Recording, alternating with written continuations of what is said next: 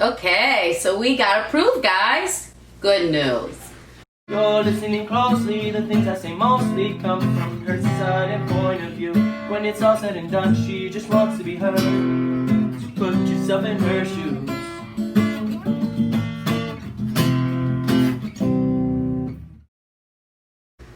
Hey guys, Christine here with Mercado Mom Vlogs. So, long time no see, huh? Alright, well, let's just get right into it. I did not think that I would be posting so soon, but we already got approved. Our state of Pennsylvania got approved. You can see in the article here, FEMA announces lost wages grant for Pennsylvania, and that release date was August 24th, which was Monday.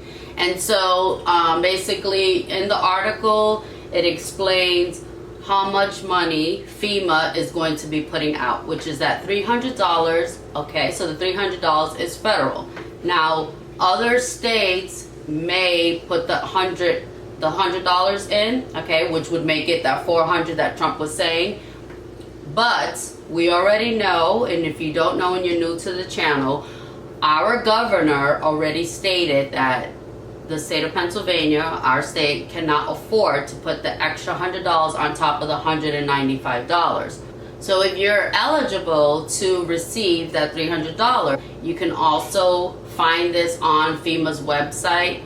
If you go down to the eligibility, it will tell you. So you have to be qualified for any of these programs, okay?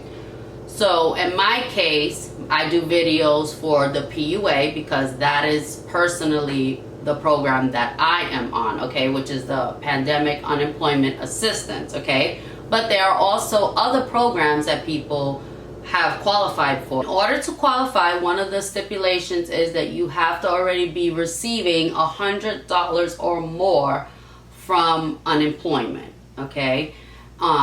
And you also have to be in any of one of these programs.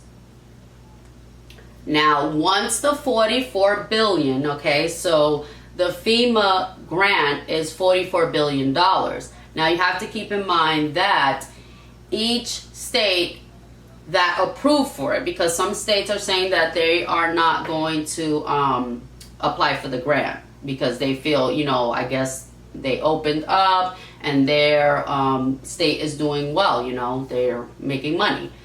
But our state and so many other states are not in that situation, so that is the reason why we have to apply for more funding from the federal. So once the $44 billion is depleted, okay, which experts are speculating that by the end of September, that money will be all gone. It will be all spent, and that's it. If you've seen my other video, then you know that I discussed it a little bit more, and I have some articles also in that video. If you want, you can check it out here.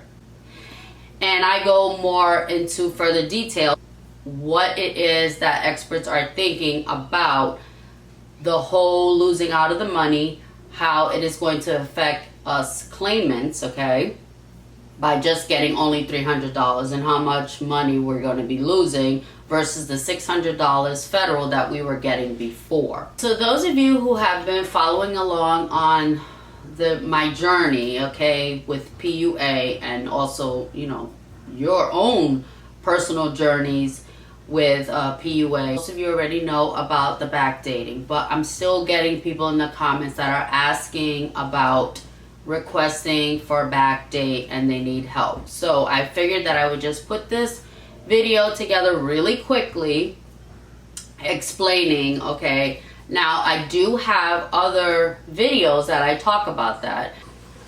There is no request backdate option anymore that you would just click on and then they know, they're notified. It doesn't work like that anymore. I learned the hard way. That is the reason why I started this whole series of PUA, backdating and PUA, because that unfortunately happened to me. I stopped receiving payments for 3 weeks because of the fact that I clicked the backdate option. Now, this happened to thousands of people, if not even a million. I really don't even know what the number was, but it was a really big problem. And in order to resolve it, they winded up putting into play whatever the last number of your social security number and the day that it fell on would be the day that you would be able to request those missing weeks. I'm not going to say backdate because according to Department of Labor, they state that it's two different things. Missing dates just mean, let's say for the month, if you just happen to miss it, you got paid one day, 1 week, but then the next week you didn't get it or whatever, that would be considered a missing week. So you'd be filing for missing weeks. Backdating basically means that you're going back in time. So, for instance, if you filed for PUA today and you winded up being out of work back in March because of COVID, right? You have to have been out of work because of the COVID pandemic. That's one of the stipulations. So if you were out of work due to COVID, right, then you would be able to request backdate from March. So even though you file your claim today and it says August 25th, you'd still be able to backdate. Now, bear in mind that they have already stated that they have run out of that fund, okay? So if you think about millions of people were dipping into the 600, those who still have yet to even see their money. Now, before, the Department of Labor were saying in their town hall meetings that you would be made whole. So if you requested for backdate and you did not get it, they said that you were still going to get it, even though July 31st came and left, right? Because now we're already in August. But they stated that you will be made whole. But I'm not too sure how much of that is true, because someone in the comments has said that she called up and she actually got a hold of them on the phone, and they said that she wasn't going to be able to get the backdating because there was so many people before her that had requested the backdating. So you can still try. I mean, they still give you that option like when you go on the website, okay? So for those of you who have yet to file for backdating, I'm going to explain really quickly, okay? So when you log into the PUA portal, okay, so you log in, you're already on the page. You're going to scroll down until you get down to the left middle side of the page. So the middle left, and you're going to see this. Now, as you can see, it says latest news and announcements. So you have numbers 1, 2, and 3. Now, for requesting for backdate, as you can see, it's already there highlighted and everything because I took a screenshot. Now, you would click on number 3. Once you click on number 3, you're going to then see this. Request for backdate. And if you notice, you can see a highlighted email. That takes you right to their email where you can request for the backdate. So what you want to do, you can follow along here. I'll tell you really quickly. Basically what you're going to do is in the subject, you're going to say requesting backdate. And then in the body, you're basically going to say, I like to start with to whom it may concern. And then I just say my name. So you're going to say, I such and such am requesting backdating from March 17th to May 3rd. That personally is what I am requesting backdate from what period, okay? So I'm just using myself as an example.